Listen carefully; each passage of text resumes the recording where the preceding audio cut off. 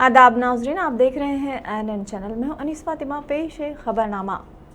वज़ीर IT व Sanat KT Rama Rao ने कहा कि रियासती हुकूमत खानगी शोबे में 1 लाख अफराद को मुलाज़मतें फराहम करने के इक़दामात को यकीनी बनाया है। जुमेरात के रोज़ वज़ीर KTR ने वज़ीर तालीम सबिता इंदिरा रेड्डी के हमरा रंगारेड्डी महेश्वरम में सोलार मैन्युफैक्चरिंग जिसका क़याम प्रीमियर इंजीनियर्स की जानिब से अमल में आया, इस तकरीब में हिस्सा लेते हुए खिताब किया। उन्होंने इस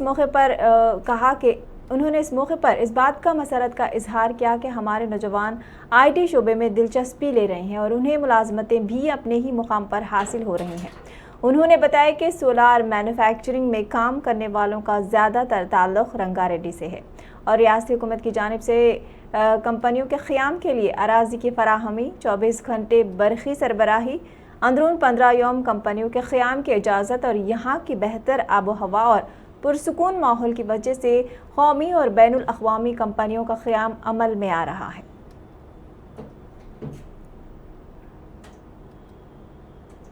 ఇది పేపర్ మీదనే మిగిలిపోకుండా, ఎందుకంటే చాలా సార్లు మనం చూస్తూ ఉంటాం ప్రభుత్వాలు అంగీకారాలు కుదుర్చుకుంటాయి, ఒప్పందాలు కుదుర్చుకుంటాయి, కానీ పేపర్ మీదనే ఉంటాయి తప్ప గ్రౌండ్ మీద రావు. కానీ అట్లా కాకుండా తెలంగాణలో 2,20,000 కోట్ల పెట్టుబడిలో ఇప్పటికే 80% పైగా ఆపరేషనలైజ్ అయ్యి పని పూర్తయి పరిశ్రమలు ప్రారంభించుకున్న విషయాన్ని కూడా ఈ రోజు ప్రీమియర్ మాదిరిగానే ప్రారంభించుకున్న విషయాన్ని కూడా ఈ సందర్భంగా నేను మీకు విజ్ఞప్తి చేస్తా ఉన్నాను. ఇది చిన్న సంఖ్య కాదు, ఎందుకంటే భారతదేశంలో ఈరోజు మనం చూస్తూ ఉన్నాం పోటీ ప్రపంచం. ఒక రాష్ట్రంతో ఇంకో రాష్ట్రానికి పోటీ, ఒక దేశంతో ఇంకో దేశం పోటీ పడతా ఉంది పెట్టుబడులు ఆహ్వానించడానికి. అందులో ముఖ్యంగా రెన్యూబుల్ ఎనర్జీ చాలా చాలా ముఖ్యమైన రంగం. మనం చూస్తూ ఉన్నాం ఇప్పుడు ఎండాకాలంలో వర్షాలు పడుతున్నాయి, అకాల వర్షాలు. అదే రకంగా వర్షాకాలంలోనేమో విస్తృతమైన అనావృష్టి కండిషన్స్ ఉంటా ఉన్నాయి ప్రపంచవ్యాప్తంగా. ఇక్కడ ఒక దగ్గర కాదు, ప్రపంచవ్యాప్తంగా ఈరోజు వాతావరణంలో వస్తున్న మార్పులు, వీటన్నిటి దృష్ట్యా ఈ రెన్యూబుల్ ఎనర్జీ, సోలార్ కావచ్చు, విండ్ కావచ్చు, హైడ్రల్ ఎనర్జీ కావచ్చు, దానికి ఉన్న ప్రాముఖ్యత దృష్టిలో పెట్టుకుని మన రాష్ట్ర ప్రభుత్వం గౌరవ ముఖ్యమంత్రి గారి నేతృత్వంలో సోలార్, అదే రకంగా విండ్, ఇంకా ఇతర రెన్యూబుల్ ఎనర్జీకి కూడా పెద్దపీట వేయడం జరిగింది. అందులో భాగంగా సంతోషం ఏమంటే మీ అందరికీ తెలుసు, కేసీఆర్ గారి ప్రభుత్వం వచ్చిన తర్వాత కేవలం 6 నెలల కాలంలోనే 60 ఏళ్లుగా BJYM के कायदीन व कारकुनान ने रियासत में मखलूआ जायदादों को पुर करने और बेरोज़गारों को रोज़गार फराहम करने का मुतालबा करते हुए BJYM की क़यादत में ज़िले रंगारेड्डी तुकुगुड़ा म्यूनसिपालिटी में KTR के काफ़िले को रोककर मुजाहरा किया, जिसके नतीजे में कुछ देर के लिए वहां का माहौल कशीदा हो गया। एहतजाजियों ने TRS डाउन डाउन के नारे लगाए। देर असना पुलिस ने एहतजाजी BJYM कायदीन व कारकुनान को मुंतशिर करने के लिए लाठी चार्ज किया। वाज़ रहे कि रंगारेड्डी महेश्वरम में सोलार मैन्युफैक्चरिंग जिसका क़याम प्रीमियर इंजीनियर्स की जानिब से अमल में आया, इस तकरीब में KT रामा राव शिरकत के लिए जा रहे थे।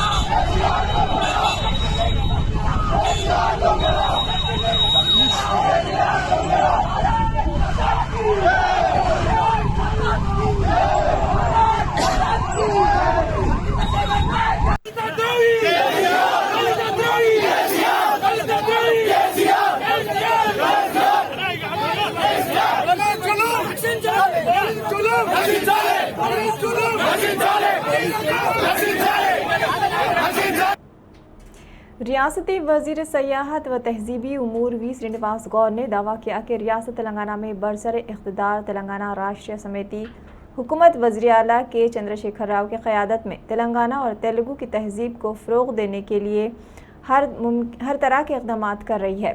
ख़ास तौर पर तेलंगाना तहजीब के अलमबरदार तेलुगु शोरा, अदीब और फ़न लतीफ़ा को नई नस्ल तक पहुँचाते हुए तेलुगु तहजीब को फ़रोग़ दे रही है। वी श्रीनिवास गौड़ मायानास तेलुगु शायर व अदीब ज्ञानपीठ एजाज़ याफ्ता डॉक्टर C नारायण रेड्डी की पैदाइश के मौके पर एक तकरीब में उन्हें खिराज अकीदत पेश करते हुए कहा कि सी नारायण रेड्डी अपनी तवील उम्र के दरमियान सिर्फ शायरी ही नहीं, बेहतरीन उस्ताद और मुसन्निफ की हैसियत से कौम के लिए एक बेहतरीन असासा छोड़ा है। इस असासे की हिफाजत और नौनिहाल नस्ल को वाकिफ करवाना वक्त की अहम ज़रूरत है। वज़ीर सयाहत ने कहा कि हमें अपनी तहजीब के नादार असासजात पर फ़ख्र है।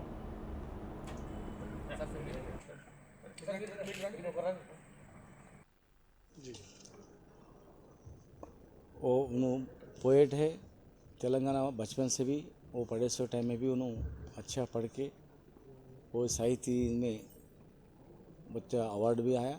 तेलंगाना में पूरे डिस्ट्रिक्ट में उन फिर के हर एक डिस्ट्रिक्ट में उन्होंने वो कल्चर का, वो पोएट्स का वो प्रोग्राम लगा के वो तेलंगाना का अच्छा नाम लाया। उन्होंने नेशनल इंटरनेशनल में बहुत अवार्ड्स भी आया। एक कोटा में और राष्ट्रपति उसको राज्यसभा सभ्युడు भी उसको अलॉटमेंट करे। गवर्नमेंट ऑफ इंडिया में भी राज्यसभा सभ्य MP member of parliament Rajya Sabha भी काम करे। तेलंगाना में बहुत लोगों को तेलंगाना साहित्य संपदा के लिए उन बहुत कुछ करे। हमारा गवर्नमेंट पे उसका नाम पे लैंड दिया, वहाँ भी अच्छा ऑडिटोरियम बना रहे और अच्छा ऑडिटोरियम बना के उसका नाम पे उसको करते। तेलंगाना आने के बाद ऐसे लोगों को अच्छा इज्जत देके उसका नाम पे अवार्ड देके हमारा मुख्यमंत्री CM साहब बहुत करे और आगे दिन में भी ऐसे लोग करते। Thank you sir. जी वो उन्होंने पोएट है तेलंगाना में, बचपन से भी वो पढ़े सो टाइम में भी उन्होंने अच्छा पढ़ के वो साहित्य में बच्चा अवार्ड भी आया। तेलंगाना में पूरे MLC कल्वाकुंटला कविता ने UV केन फाउंडेशन के ज़ेर एहतमाम 2.5 करोड़ रुपये की लागत से निज़ामाबाद जनरल हॉस्पिटल में 120 ICU बिस्तरों की सहूलत फराहम करने पर क्रिकेटर युवराज सिंह से खुसूसी तौर पर इजहार तशक्कुर किया है। UV केन फाउंडेशन के नुमाइंदों ने जुमेरात के रोज़ हैदराबाद में वाक़े के कविता की रिहाइशगाह पहुंचकर उनसे मुलाकात की। इस मौके पर कविता ने हुकूमत की जानिब से UV केन फाउंडेशन के प्रोग्राम को कामयाब बनाने के लिए हर मुमकिन मदद फराहम करने का तयख़ुन दिया। सदर रियासती BJP व रुकन पार्लियामेंट B संजय ने मरकजी वजीर सेहत को एक मकतूब रवाना करते हुए तेलंगाना के जोगिलांबा ज़िले गदवाल में मेडिकल कॉलेज कायम करने की नुमाइंदगी करते हुए वाज़ेह किया कि तेलंगाना की TRS हुकूमत और वज़ीर आला के चंद्रशेखर राव ने इस ज़िले को नज़रअंदाज करते हुए रियासत के दीगर अजला में मेडिकल कॉलेजेस कायम करने का फैसला किया है। इसलिए मरकजी हुकूमत को चाहिए कि वो जोगिलांबा ज़िले गदवाल में मेडिकल कॉलेज की मंजूरी दे। सदरनशीन पब्लिक अंडरटेकिंग कमेटी A जीवन रेड्डी ने कांग्रेसी कायद मधु याक्षी गौर पर तनकीद करते हुए कहा कि रिश्वतखोरी कांग्रेस का कल्चर है। TRS और कल्वाकुंटला खानदान शफाफ किरदार का हामिल है। आज PUC से मीटिंग के बाद मीडिया से बात करते हुए TRS रुकन असम्बली A जीवन रेड्डी ने कहा कि मधु याक्षी अमेरिका से लूटी हुई दौलत के बल पर 2 मरतबा पार्लियामेंट के लिए मुंतखब हुए मगर अपने हल्के के लिए कुछ नहीं किया। कांग्रेसी कायदीन सिर्फ दावा करने के कायल हैं, उनके दावों में कोई सदाकत नहीं है। जीवन रेड्डी ने मजीद कहा कि मधु याक्षी की हकीकत और ज़िंदगी से वाकिफ़ हैं। अगर वो KCR ख़ानदान पर अपना मुंह बंद नहीं करते हैं तो मधु याक्षी की हकीकत को अवाम के सामने उजागर करेंगे। అభివృద్ధి మరొక వైపు సంక్షేమం జరగాలంటే గౌరవ ముఖ్యమంత్రి కేసీఆర్ యొక్క ట్యాగ్ లైన్ అయినటువంటి నీళ్లు నిధులు నియామకాలు జరగాలంటే రాష్ట్రానికి ఆర్థికంగా అభివృద్ధి చెందాలి। కాబట్టి ఆశ్చర్యమైన విషయం ఇది। గడిచిన గత కాలంలో మొత్తం ఎంత వస్తుందో అంతకంటే 120 టైమ్స్ ఎక్కువ ఆదాయం ఈ ప్రభుత్వానికి వచ్చింది। కాబట్టి మరి ముఖ్యమంత్రి గారు ఏది చేసినా కానీ అసాధ్యాన్ని సుసాధ్యం చేస్తాడు। వారు చాలాసార్లు చెప్తారు the impossible word it will says I am possible అని చెప్తారు। మాకు ఇలా ఈసీ మీటింగ్లో మరి అదొక ఆదాయ వనరుల గురించి తెలుసుకున్నాం, మేము ఆశ్చర్యపోయామని చెప్పి సందర్భంగా తెలియజేస్తూ నిన్న మధు యాక్షి గారు నిజామాబాద్లో ఆయనది ఏంటంటే नायब सदर तेलंगाना प्रदेश कांग्रेस कमेटी G निरंजन ने वज़ीर आला के चंद्रशेखर राव को मशवरा दिया कि वो अपने सियासी खेल के लिए अवाम की रुकुमात का इसराफ ना करें। जी निरंजन ने कहा कि केसीआर ये दावा करते हैं कि सियासत उनके लिए एक गेम है। इसके लिए वो टैक्स अदा करने वालों के पैसों का बेजा स्टाफ कर रहे हैं। जी निरंजन आज मीडिया से बात करते हुए कहा कि हर रोज़ कोरोना की तादाद में इजाफा हो रहा है, मगर केसीआर या बरसर इख्तिदार की जमात के वुज़रा कोरोना क़वायद की खिलाफ वर्जी कर रहे हैं और समाजी फासले की धज्जियाँ बिखेर रहे हैं। परसों 26 के दिन हुजूराबाद के हर एक गांव के दो लोगों को, हर एक वार्ड से, म्युनिसिपल वार्ड से दो लोगों को, तकरीबन 421 लोगों को बुलाकर प्रगति भवन में उनको भोजन खिलाकर वो स्कीम के बारे में बोले। तो ये नहीं इलेक्शन करप्ट प्रैक्टिसेस में आता। अगर इलेक्शन डिक्लेयर करने के बाद में अगर ऐसा कोई काम होता तो नहीं इलेक्शन करप्ट प्रैक्टिसेस में आता, मगर इलेक्शंस नहीं होना मुमकिन है क्योंकि कैंडिडेट रिजाइन करे। मैं इलेक्शन कमीशन से गुजारिश करता हूं कि आप लोग ने जो पाबंदी ने इलेक्शन नोटिफिकेशन इश्यू करने के बाद में अमल में ला रहे, इलेक्शन वो सीट वेकेंट होने के बाद में कोई पार्टी में हो, गवर्नमेंट में हो, ऐसा करेक्ट प्रैक्टिस नहीं करे जैसा आप पाबंदी करो। इसका भी आपसे गुजारिश करते हुए इलेक्शन कमीशन को और हाई कोर्ट को, सुप्रीम कोर्ट को और रमणा साहब जो सुप्रीम कोर्ट के चीफ जस्टिस हैं, कई अहम फैसले ले रहे। ये अपना तेलुगु स्टेट्स के ही पर्सनालिटी है, तो मैं रमणा साहब से भी नहीं, सुप्रीम साबिक वजीर व दलित कायद एम नरसिम्हलू ने मीडिया से बात करते हुए साबिक वजीर व बीजेपी कायद ई राजेंद्र की जानिब से दलित बंधु स्कीम पर की जाने वाली तनकीद का जवाब देते हुए बताया कि मुल्क की तारीख में पहली मरतबा दलितों की तरक्की के लिए तेलंगाना हुकूमत और वज़ीर आला के चंद्रशेखर राव ने दलित बंधु स्कीम मुतारफ करवाते हुए दलितों के अकाउंट में 10 लाख रुपये रास्त जमा करने का फैसले की सताइश की जानी चाहिए, ना कि तनकीद। उन्होंने बताया कि तेलंगाना हुकूमत बाबा साहेब अम्बेडकर के उसूलों पर कारबंद रहते हुए दलितों की तरक्की के लिए काम कर रही है। इसके लिए मैंने बीजेपी से इस्तीफा देकर रियासती हुकूमत की तायद का फैसला किया है। उन्होंने कहा कि कोई ओहदा हासिल करने के लिए उन्होंने ये फैसला नहीं किया है। 3 లక్షల మంది ఎంతో ఉన్నారు రిక్షా పుల్లర్స్, అర్థమైందా? దుమ్ము లేగేటట్టుగా ఇచ్చేసినాం రిక్షా పుల్లర్ 2 జతల బట్టలు. అంటే ఆ కాలంలో కాలాన్ని బట్టి బడ్జెట్ని బట్టి నిర్ణయం చేయాలి. ఇవాళ చంద్రశేఖరరావు కూడా కాలాన్ని బట్టి డబ్బుల్ని బట్టి ఆయన నిర్ణయం చేస్తున్నాడు. ఇవాళ ఒక్కొక్క డిపార్ట్మెంట్ ప్రైవేట్ కింద తీసుకొని అమలు చేస్తున్నాడు. ఇప్పుడు ఇరిగేషన్ తీసుకున్నాడు, అది కొంత పూర్తి చేశాడు. ఇవాళ దళితులను తీసుకొని పేద వర్గాలకు ఒక పేదల బంధువు కేసీఆర్. అసలు దళిత బంధువు అనే పేరు ఆయనకు నామకరణం రాబోయే కాలంలో, దళిత బంధువు. కాబట్టి ఇలా దళిత బంధువు, రైతు బంధువు అనేటువంటిది అమలు చేస్తున్నటువంటి ఆ నాయకునికి మనం స్నేహపూర్వకంగా మద్దతిద్దాం, సహకరిద్దాం. రాబోయే కాలంలో ఖచ్చితంగా అందరూ బాగుండాలని కోరుకుందాం. ఓకేనా? నమస్కారం. పద్యం బాగుందా? మరి ఇది వాడినందుకు పక్క గృహ నిర్మాణం వచ్చింది. మళ్ళా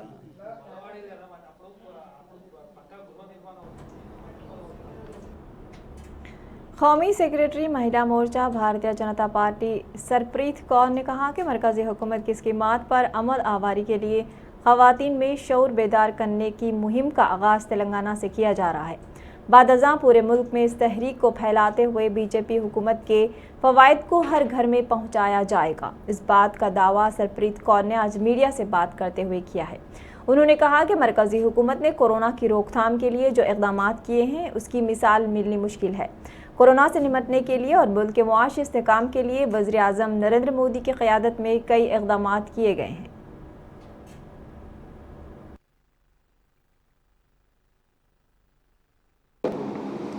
हम सब जानते हैं कि सोशल मीडिया पे अंतर्राष्ट्रीय स्तर पर हमारे देश के यशस्वी प्रधानमंत्री श्री नरेंद्र मोदी जी सर्वाधिक लोकप्रिय नेता है और अभी जो ये कोविड के समय में राजनीतिक पार्टी के तौर पर हमारे कार्यकर्ता जो वोटर्स के और जो अपने समर्थकों के घर तक पहुंचते थे, बड़ी बड़ी रैलियां हुआ करती थी, वो अभी संभव नहीं है क्योंकि हमारी पहली जो प्रायोरिटी है वो ये है कि हमें हमारे देश को कोविड से निपटना है।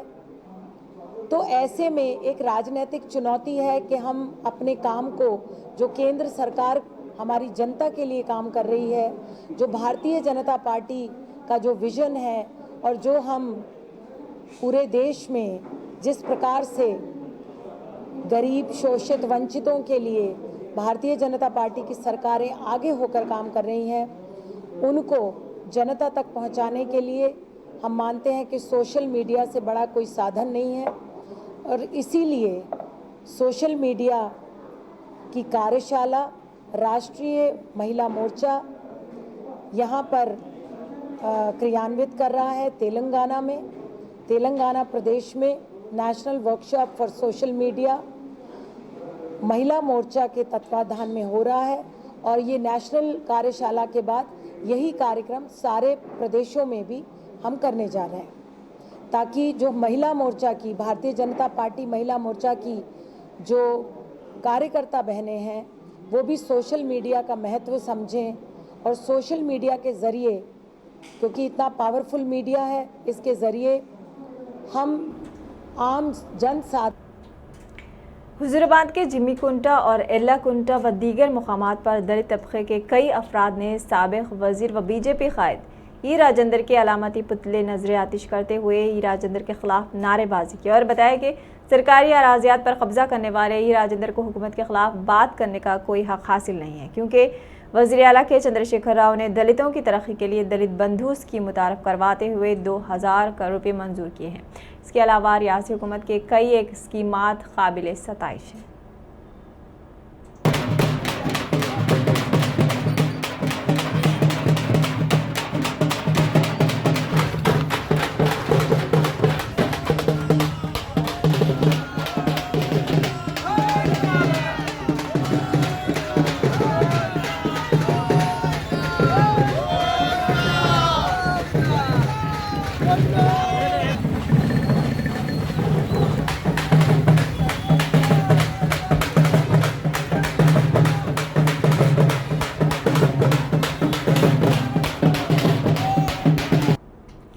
रियासती पुलिस की जानिब से जराइम पर काबू पाने के लिए कई एक प्रोग्रामों का आगाज़ करते हुए उस पर अमल आवारी की जा रही है। इसके एक हिस्से के तौर पर पुलिस राउडी शीटर्स की काउंसलिंग मुनक्कद करते हुए Banjara hills inspector P Shiva Chandra ने इलाके के राउडी शीटर्स को तलब करते हुए उनकी काउंसलिंग की और जुर्म से पाक जिंदगी गुजारने की तरगीब दी।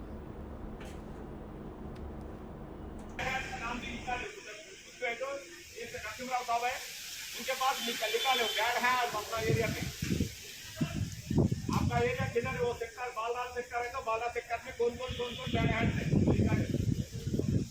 तो मालूम है ना, पूरा हेयर स्टाइल अलग रहते, जीन्स पैंट डिफरेंट रहते, हाँ ड्रेसिंग सेंस डिफरेंट रहते, हाँ आप में फिरते रहते, जो 4 बजे 5 बजे तक फिरते रहते, ऐसी आदमी है, समझोगा? वो लोगों का नाम लिखा ले भाई, उनको बुला के चेक करता है राउडी शीटों का नाम तो मैं खड़ी है, आप कर कुछ भी करे तो कर लो बोल के भिजा दे तुम। मैं देखा तो आप भाई चैलेंज गेम चलते रहते। शहर हैदराबाद में कई कत्ल के संगीन वारदातों में मुलव्विस होने के इल्जामात का सामना करने वाले मियाँ बीबी को पुलिस ने हिरासत में ले लिया है। इलाके दुंडिगल में गुज़िश्ता चंद महीनों से स्वामी और उसकी अहलिया सिलसिलेवार कत्ल व गारतगिरी के सिलसिले में मुलव्विस पाए गए हैं। पुलिस ने दोनों मियाँ बीवी को संगारेड्डी ज़िले के जन्नारम मंडल के गांव मदारम से गिरफ्तार कर लिया है। पुलिस के मुताबिक मुलजिम ने दौरान तफ्तीश सनसनीखेज़ इंकशाफ किए हैं। मुकदमे की समाअत के दौरान शौहर ने 8 कत्लों का एतराफ़ किया और बीवी ने 11 कत्लों का एतराफ़ किया है। इस महीने की 25 तारीख को स्वामी ने अपनी बीवी के साथ मिलकर भामानी का कत्ल किया था और उसके पास से तिलाई जेवरात लूट लिए थे। मुलजिमान ने पुलिस तफ्तीश के दौरान बताया कि उस खातून की लाश को मदारा में दफन कर दिया था। पुलिस आगे की कार्रवाई में मसरूफ है।